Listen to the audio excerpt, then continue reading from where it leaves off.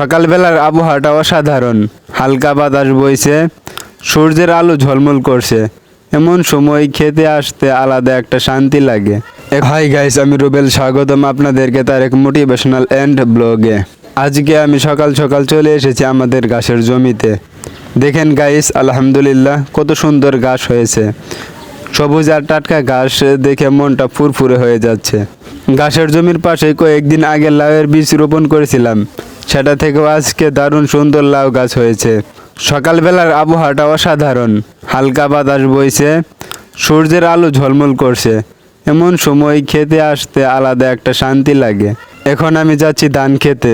কয়েকদিন আগেও এই জমিতে পানি ভর্তি ছিল, কিন্তু আজকে এসে দেখি পানি শুকিয়ে মাটি ফেটে গেছে।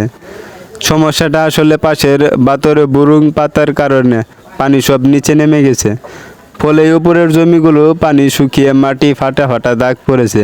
তো আমি আসলে এসেছি খেতে সার দেওয়ার জন্য, তাই আগে গেলাম দোকানে এসে আমি নিজেই সার মাপা শুরু করলাম। সার মাপা শেষ হলে আমি সবগুলো বস্তা ভরে নিলাম। তারপর ভাগিনাকে সাথে নিয়ে কাঁধে সার তুলে জমির দিকে রওনা দিলাম। হাঁটতে হাঁটতে অবশেষে আমরা জমিতে পৌঁছালাম। তারপর শুরু করলাম সার দেওয়া। প্রথমে ঘাসের জমিতে সুন্দর করে সার দিলাম, তারপর অন্য জমিতে সমানভাবে ছিটিয়ে দিলাম।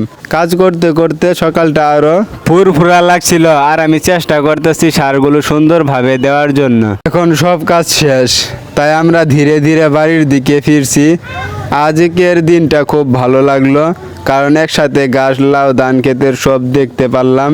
তো গাইজ, আজকের ব্লগটা এখানে শেষ করছি। আশা করি ভিডিওটা আপনাদের ভালো লেগেছে। যদি ভালো লাগে অবশ্যই একটা লাইক, কমেন্ট আর শেয়ার করবেন। আর হ্যাঁ, আমাদের চ্যানেলটা সাবস্ক্রাইব করে পাশে থাকবেন। ইনশাল্লাহ আবারও নতুন ব্লগ নিয়ে হাজির হব।